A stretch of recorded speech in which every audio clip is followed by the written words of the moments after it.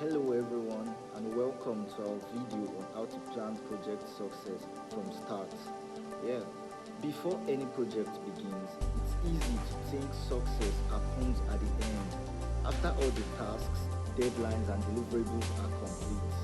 But project success starts long before the work starts. It is built during the planning stage when project managers take time to clarify the purpose, define the scope, identify stakeholders, analyze risks, and create a roadmap that guides the team from kickoff to completion. So today, our team will walk you through the essential planning steps used by project managers across industries, including frameworks aligned with PMBOK 7 and commonly taught project warning strategies. So by the end of this video, you understand how effective planning sets the foundation for predictable, measurable, and sustainable project success. So why planning matters? Why does planning matter so much? Okay, let me tell you. Research shows that many project failures are not caused by lack of skills, technology, or effort, but by weak upfront planning, poorly defined scope, unclear responsibilities, missing stakeholders' input, and lack of risk preparation often do lead to delays, cost overruns, and rework. So, a strong project plan helps the team to understand what they are delivering, agree on expectation, identify required resources early, prevent misunderstandings, anticipate risk and changes, and also maintain alignment from start to finish. In PMBOK 7, planning is not a one-time task. It is an ongoing process that ensures the project stays aligned with value delivery and stakeholder needs. Good planning gives momentum, poor planning creates chaos. So let's break down the best practices that ensure a project success from the start. Step 1. Define vision, scope, and objectives.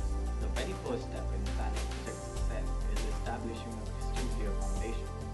This is done by defining the project vision, the scope, and the objectives. Vision answers what problems are we solving, why does this project matter. Scope answers what is included and what is not included in the project. What delivery boundaries must the team follow?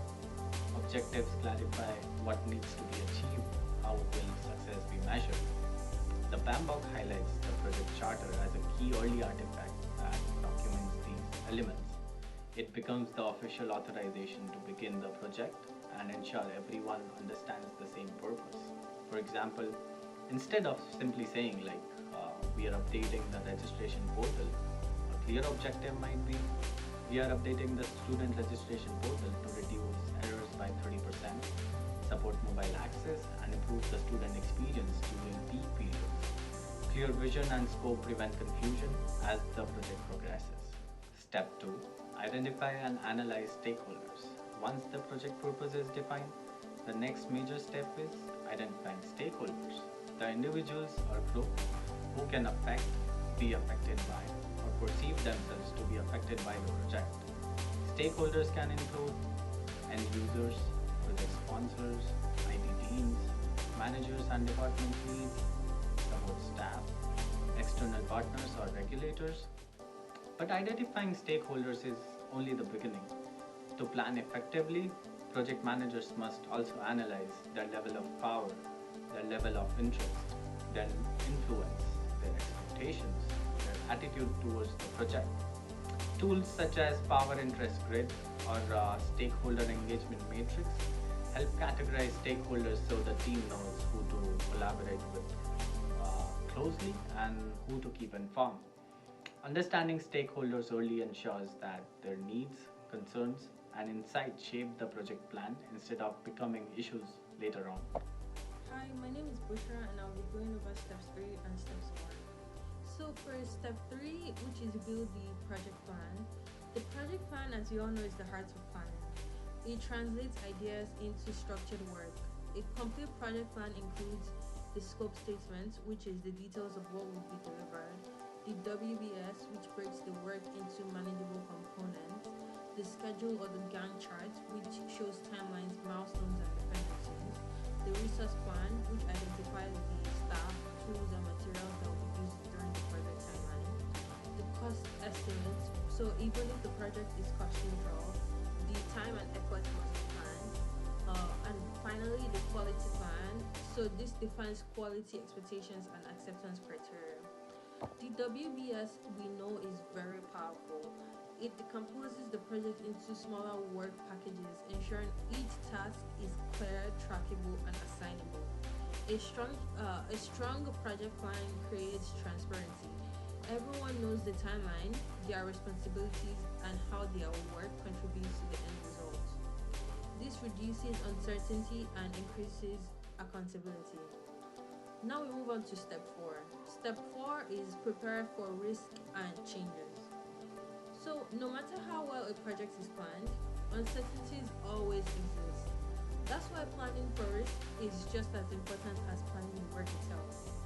A risk register identifies potential risks, the likelihood of this potential risk, their impact on the project, some mitigation strategies to prevent the risk, and some contingency plans just in case of the risk occurring. So, preparing for change is equally important. Change is not a sign of failure, it is a natural part of project reality. The key is by being ready for it, you're not surprised by it. Change readiness planning includes impact analysis, communication for change, stakeholder concerns, contingency timelines, and approval documentation. Effective planning for risk and change reduces disruption and builds confidence across the team. In this section, we emphasize that communication is a cornerstone of maintaining an alignment throughout your project. In terms of communication plan and who defines it, based on all communication between stakeholders, we have who receives the updates, what information they receive, and how often updates occur, the channels they use in, such as communication between stakeholders through emails, meetings, dashboards, and reports, and finally, who is responsible for delivering the message. The Pembroke Guide have highlighted that we have three types of communication. The first type is pull communication, and the second type is push communication, and finally the interactive communication. In interactive communication happens in the real life, in the real time, where stakeholders meet together face to face through workshops, through special meetings and interviews. For push communication, emails, it happens in emails sent among stakeholders and notices and reports. For pull communication, is like pulling data from a dashboard by any stakeholder, shared files and knowledge bases. A successful communication plan ensures that stakeholders are informed, engaged, and aligned. It reduces confusion, support decision making effectively, and build trust. Welcome to section 6 from our topic, how to plan project successfully from start. In this section, we're going to discuss monitoring KPIs and success metrics. This stage where we stop guessing and start measuring. What is KPI? KPI is a key performance indicator, the numbers and signals that tell us how well the project is doing. Think of them as the health check for your project. Common KPIs include task completion, are tasks getting done on time, milestone achievement, are we hitting and major checkpoints, schedule performance, are we ahead or behind the schedule, and budget performance, are we spending more or less than expected, stakeholder satisfaction, are the people involved happy, adoption metrics, are users actually using the new system or product, and finally quality metrics, how many errors and defects are being reported. Why monitoring matters? A project plan is only useful if we keep checking. A project plan is only useful if we keep checking it. Monitoring helps us spot problems early, fix issues before they grow, and keep the project aligned with these goals. Without monitoring, even the best plan can fall apart. The final part is that I will give a simple, real-world example where a college is planning to upgrade their LMS system to learning management system. They want to launch a new learning management system. Before the project was started, the faculty had outdated tools, students complained about crashes, support teams were overwhelmed. So, a project team created a solid plan and structured solid plan, a clear project charter. With a clear project charter, interviews with faculty and students to know the pain point of them, a step-by-step rollout strategy, training workshops, and regular communication updates, risk plans, and backup options. What happened? A new system launched smoothly. The student loved it, support tickets dropped, and adoption was high. All because team didn't just plan, they monitored and adjust along the way. Finally, monitoring keeps your project alive. KPIs tell you if you are succeeding, and consistent tracking turns a plan into results. And here are some valuable keystones to take from this project topic. In every successful project, there is a moment when someone decides we are not just planning, we are delivering. Momentum starts with clarity when we define the goal, align the team, and commit to the execution. The finish line stops being theoretical and becomes scheduled. We hope that our requirement is satisfactory and our results are paying off. I have seen teams thrive when they treat accountability as an ownership, not as a punishment. We don't point fingers, we point forward. A project considered to be successfully completed when everyone understands that ownership isn't a burden. It is the fastest path to results.